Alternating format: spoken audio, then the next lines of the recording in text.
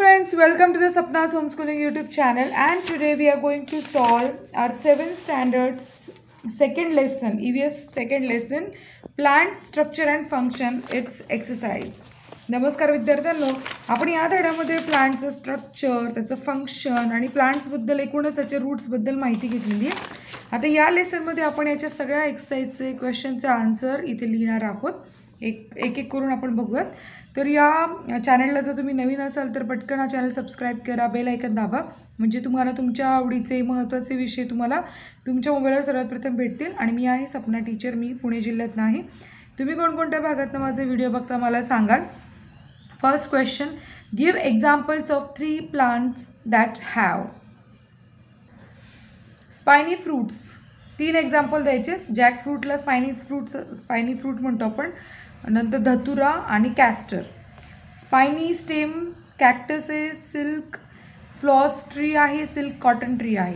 आणि red flower hibiscus rose flame of the forest. आणि yellow flowers yellow hibiscus, yellow canna, golden shower tree. आणि leaves which close at night. कोणत्या झाडाची पानं बंद होतात बघा. आमला, गुलमोहर आणि rain tree.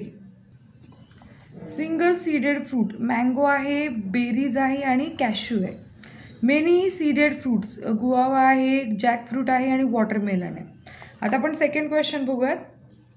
Observe any one flower and it's various parts and describe it in your on words. तर आपल्याला एखाद्या फुलाचा अभ्यास करायचा, त्याच्या भागांचा अभ्यास करायचा. आणि आन्सर बघा. Flower chosen in hibiscus flower घेतलं आहे. Hibiscus flower has a pedicel. All the whorls are arrange over the thalamus. आणि 4 important flower whorls are seen clearly. These are. आता इथे आपल्याकडे पेज नंबर, जर तुमच्याकडे बुक असेल तर बघा, पेज नंबर 14 आहे.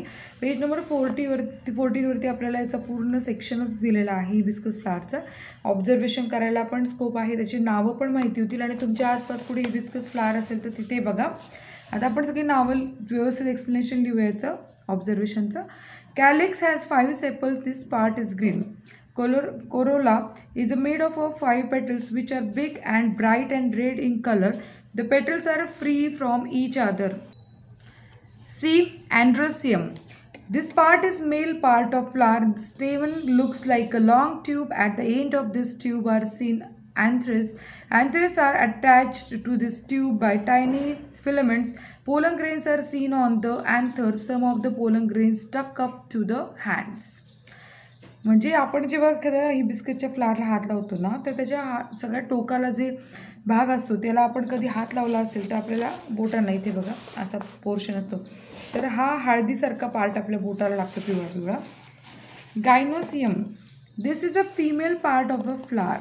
At the end of the flower near thalamus the gynoecium is present. After taking the vertical section of the flower by a blade, the ovaries are seen inside, and the ovary, the style starts from the ovary and ends in 5 stigma at the top of the flower. The gynoecium is thus made up of 5 carpels. Third question, what are the similarities and differences between?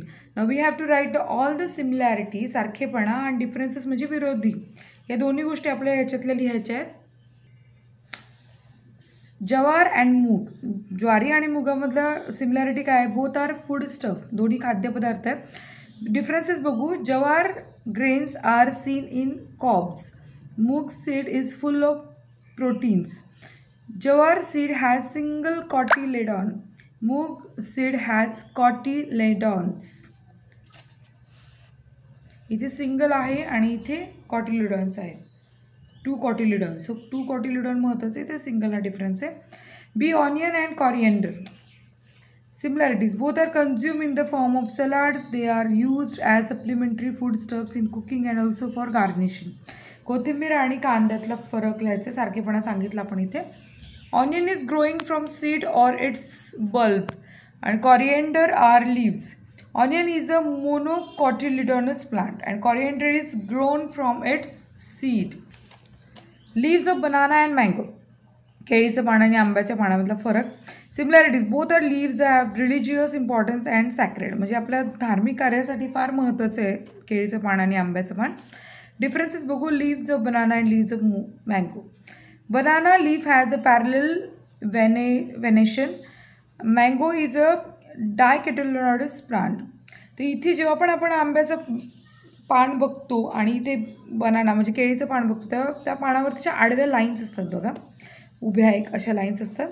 Banana leaf has its a monocotyledonous plant and second the mango leaf has reticulate venation.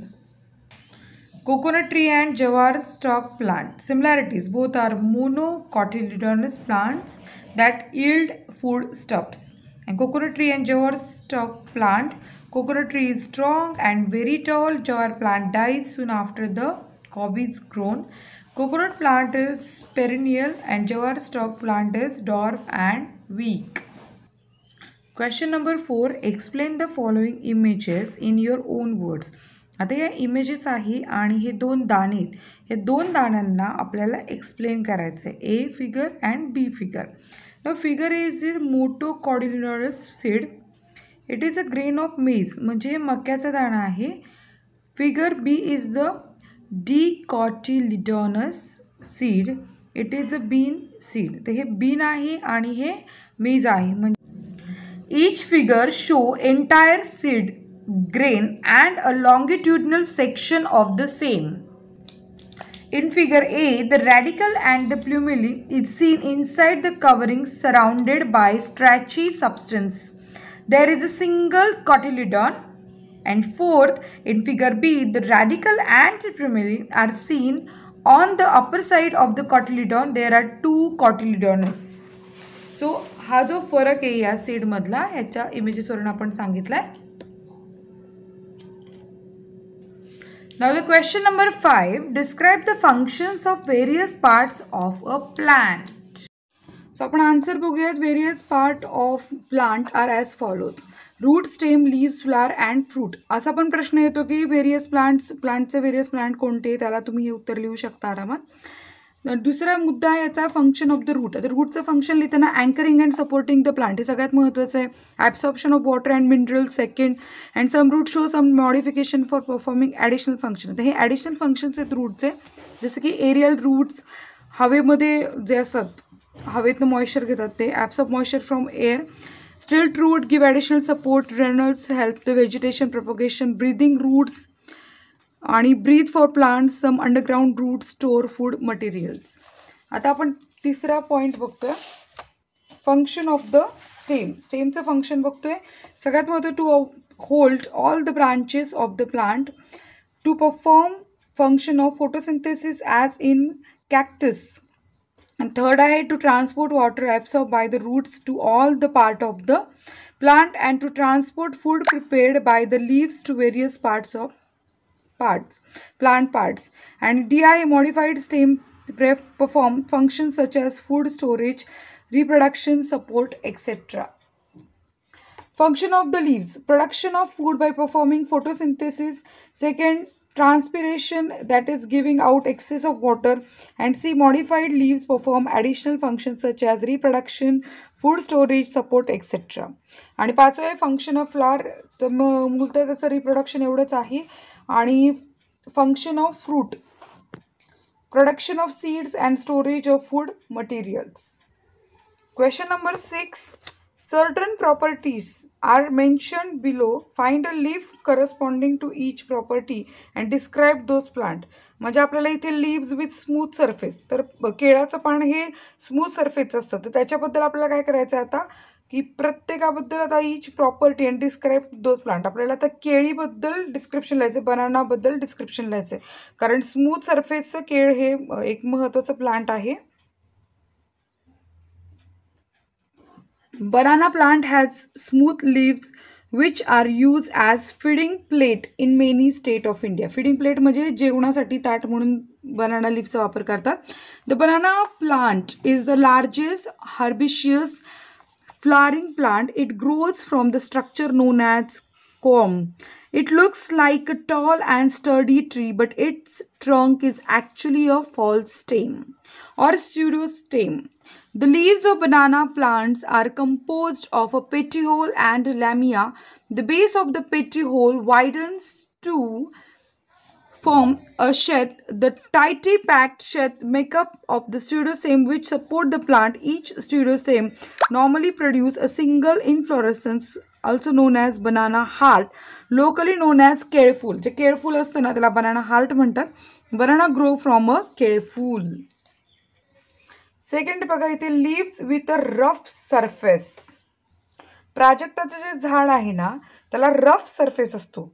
So त्याची जी पानं आहे ती rough असतात. म्हणून आपण इथे Prajakta tree has a rough leaves. It is dwarf tree growing about 10 meters that bears beautiful white flowers with red pedicles, and the flowers bloom at night, and in the morning one can notice a carpet of flowers under the tree.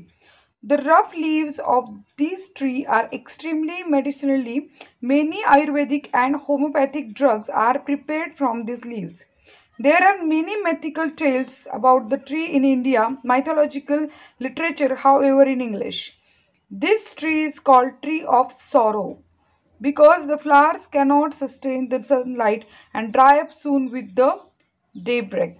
आपण प्राजक्ताच्या झाडाखाली असा सडा पडलेला पाहिला असेल ना, त्याच्याबद्दल एकूणच दिले. आणि हा कसा मेडिसिनल प्लांट आहे, त्याचे लिव्स किती उपयोगी याच्याबद्दल एकूणच माहिती दिली आहे. पुढचा आहे fleshy leaf. The leaves of एकॉर्निया. The leaves of Econia or water hyacinth are fleshy. Water hyacinth grows in water as submerged plant. The stem of the plant is also swollen and green. It bears bluish violet flowers throughout the year. A single Econia plant produces more than 3,000 seeds in a year. The plant grows very rapidly and it needs to be controlled, otherwise it causes eutrophication and depletes the oxygen in the water body, causing the death of fish. Econia thus affects biodiversity and environment of water bodies. Fourth one is spines of leaf. It's a pandanus leaf, म्हणजे केवडा. The leaf blade or lamina of pandanus bears spines. The pandanus is locally known as केवडा. केवड्याचं जे plant आहे ना त्याला pandanus म्हणतात. The plant of केवडा grows to about 1 meter length and the stem is strong and it is of medium size. The leaves form crown-like structure at the top of the tree. These leaves are fragrant. They are used for decorating male and female flower. It's borne on separate plant. Question number 7. Find the plant parts. The plant parts बघा. इथे route आहे, इथे आहे bird, हा आहे इथे calyx, नंतर इथे आहे वेन, इथे पेटल्स, आणि हा आहे रॅडिकल, हा आहे फ्लावर, आणि हा आहे रूट हेअर.